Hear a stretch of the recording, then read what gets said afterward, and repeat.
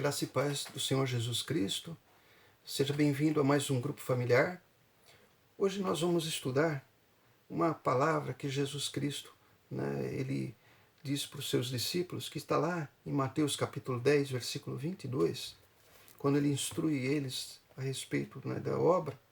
Ele fala assim: e odiados de todos sereis por causa do meu nome, mas aquele que perseverar até o fim será salvo. Depois, mais para frente ainda, no capítulo 24 de Mateus, versículo 13, Jesus vai falar a respeito do princípio das dores, das tribulações, e ele volta a falar, lá no versículo 13, mas aquele que perseverar até o fim será salvo. Então, Jesus, ele enfatiza uma qualidade, no nosso comportamento, que é a perseverança. E ele insiste, que os seus discípulos devam perseverar, até o fim, para que encontrem a salvação. É interessante notar que essa palavra perseverança, hoje em dia, ela tem também um nome de resiliência. Não é?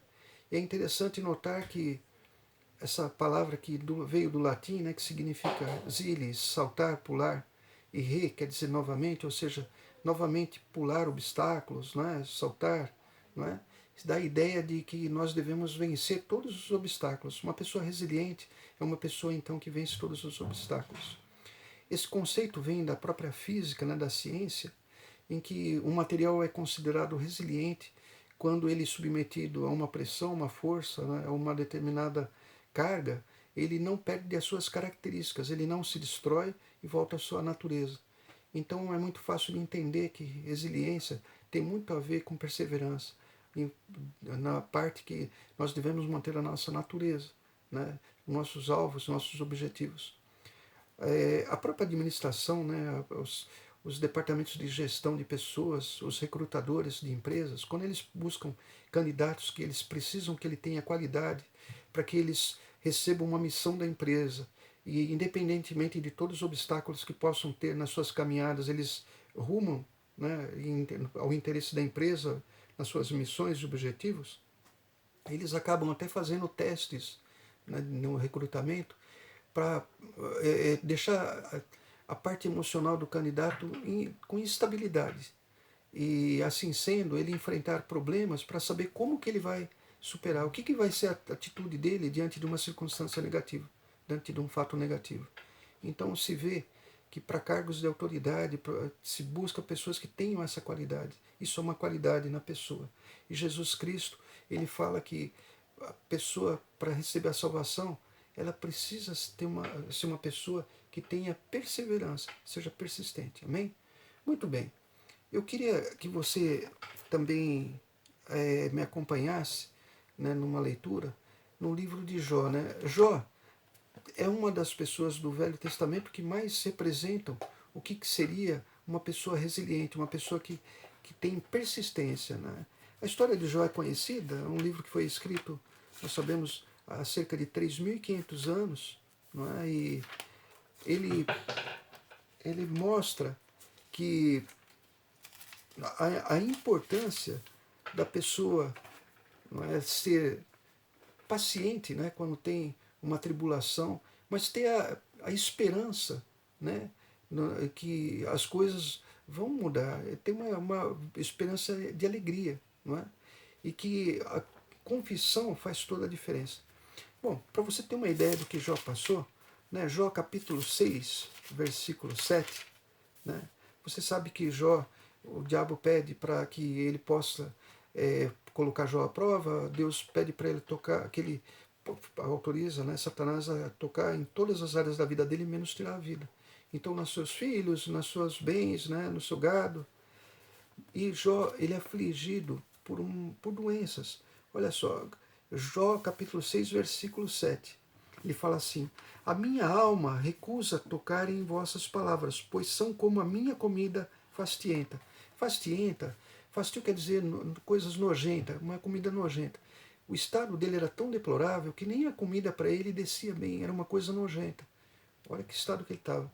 Um pouquinho mais para frente, um outro exemplo, no próprio livro de Jó, capítulo 7, versículo 5, quando ele fala assim: A minha carne se tem vestido de bichos e de torrões de pó.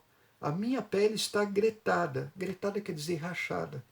E se fez abominável. Quer dizer, abominável significa o seguinte, um mal, ele tinha uma má aparência, um mau aspecto que até causava repugna nas pessoas, né, que ouvissem, né?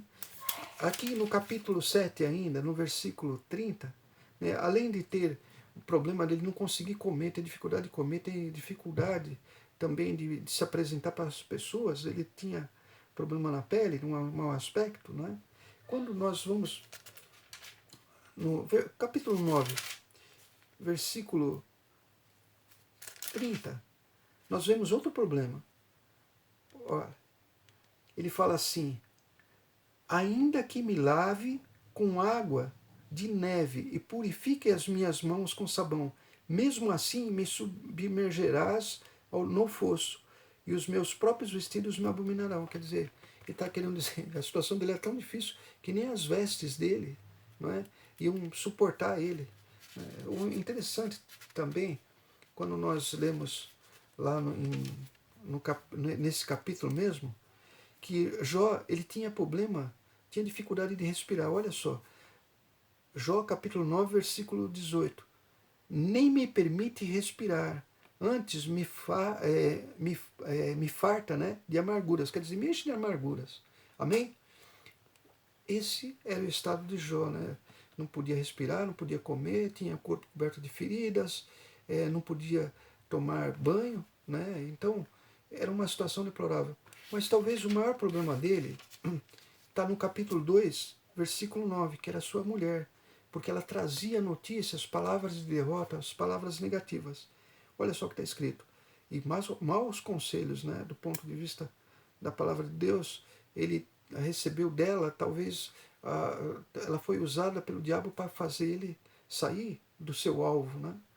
Aí ele fala assim, Jó capítulo 2, versículo 9, então sua mulher lhe disse, ainda retens a sua sinceridade? Em algumas versões fala integridade.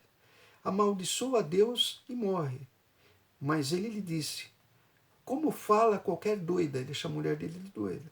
Assim falas tu, receberemos o bem de Deus e não receberemos o mal? Né? Em tudo isso não pecou Jó com seus lábios. Então Jó se mantinha firme, ele tinha um alvo, não é? E ele se mantinha firme, ele era paciente nas tribulações, ele se alegrava com a esperança de que Deus ia ser por ele.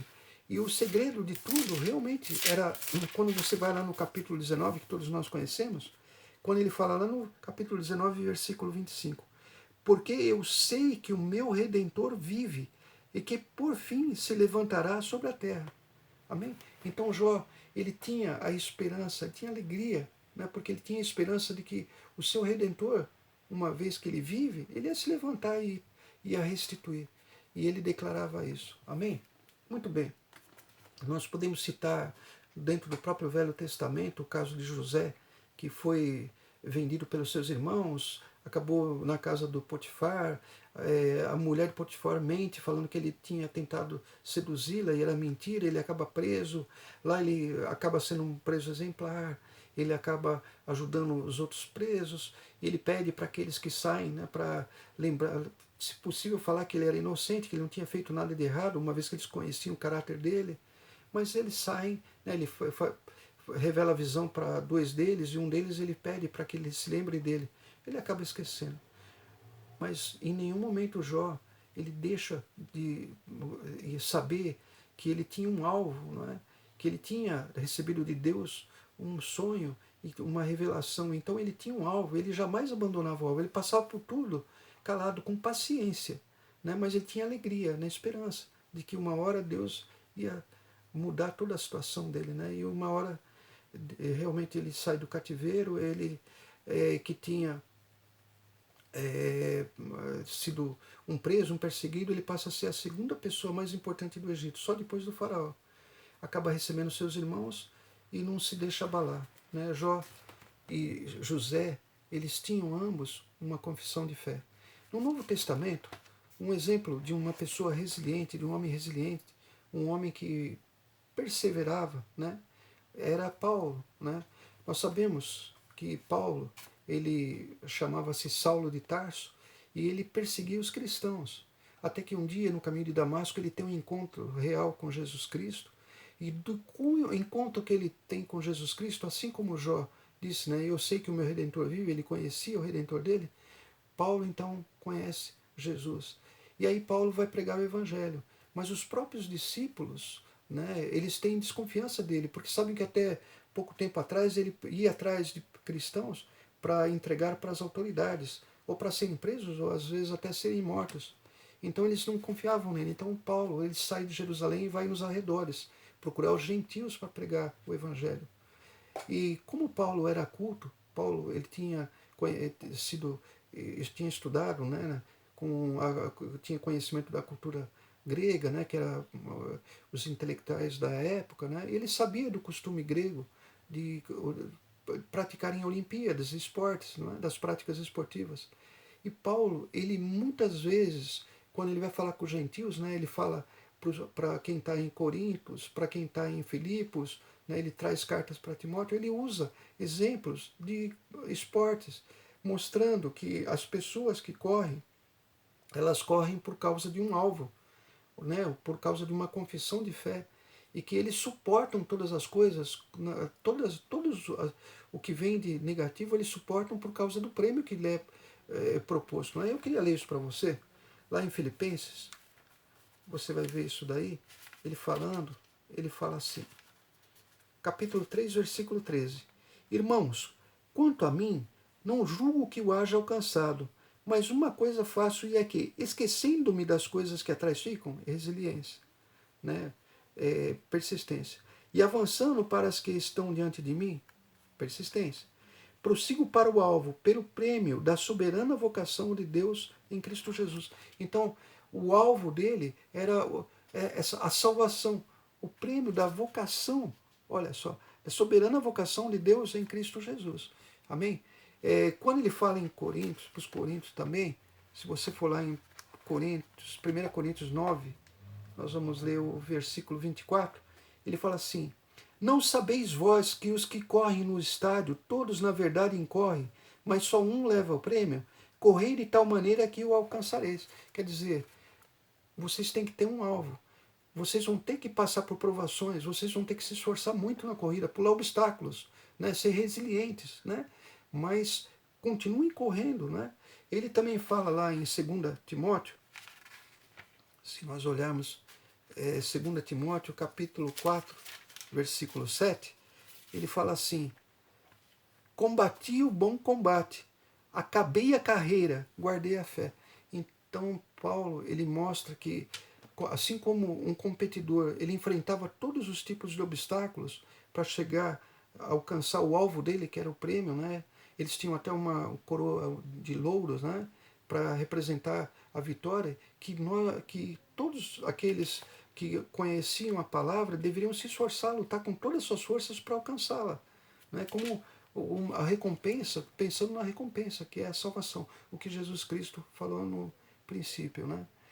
E um exemplo que também nós conhecemos, um versículo que nós conhecemos muito bem, é quando Paulo fala aqui, olha só, em Filipenses capítulo 4, versículo 11, olha o exemplo de resiliência. Não digo isso como por necessidade, porque já aprendi a contentar-me com o que tenho. Sei estar abatido e sei também ter abundância. Em toda maneira e em todas as coisas estou instruído, tanto a ter fartura como a ter fome, tanto a ter abundância como a padecer necessidade. Por que ele faz isso? Porque ele sabe em quem ele confia. Olha só, no versículo 13, posso todas as coisas naquele que me fortalece. Então Paulo, ele estava querendo dizer o seguinte, olha, eu posso todas as coisas, eu conheço o Deus que eu sirvo, eu vou enfrentar todas as dificuldades. Muitas vezes nós fazemos plano, nós temos uma expectativa e não acontece aquilo. Acontece algum problema, alguma circunstância contrária, mas nós precisamos orar para o alvo. É como ele fala, sigo para o alvo. E aqui no capítulo 1, versículo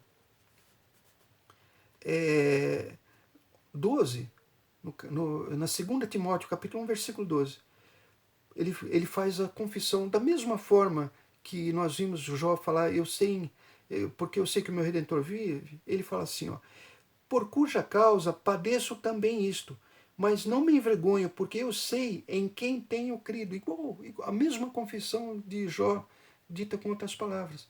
Ele sabia que o Redentor dele vive. E estou certo de que é poderoso para guardar o meu depósito até aquele dia. Então, tanto ele como Jó tinham alegria vinda da esperança, tinham paciência vinda da tribulação, mas eram homens de oração e confessavam, né, a sua fé, manifestavam a sua fé. Tanto é que, para encerrar, Paulo, lá em Romanos, capítulo 12, texto também conhecido, né, por muitos de nós, ele fala, só para encerrar, Romanos 12, 12, ele resume tudo isso que eu falei nesse versículo. Alegrai-vos na esperança de que meu Redentor vive, de quem eu sei em quem tenho crido. Sede pacientes na tribulação, né? Enfrenta tudo com paciência e perseverai na oração, né? Confessando o Deus que nós temos. Amém? Eu queria, justamente por causa de tudo isso, convidar você a se preparar, porque nós não vamos ter a Santa Ceia no próximo domingo, como é de costume, mas no segundo domingo de abril, no dia 12 de abril, às 11 horas, nós vamos fazer uma live. E nessa live nós vamos trazer uma palavra curta também, e logo em seguida nós vamos celebrar a Santa Ceia. Então eu queria que você já se preparasse com os elementos, os que você conseguir, né? Para que nessa ocasião nós possamos celebrar a Santa Ceia, né, da Páscoa, todos juntos. Amém? Superando todos os desafios, com alegria na esperança, sabe, com paciência na tribulação e com a oração e a declaração de que Jesus vive. E por isso nós estamos celebrando a Páscoa em cumprimento à sua palavra.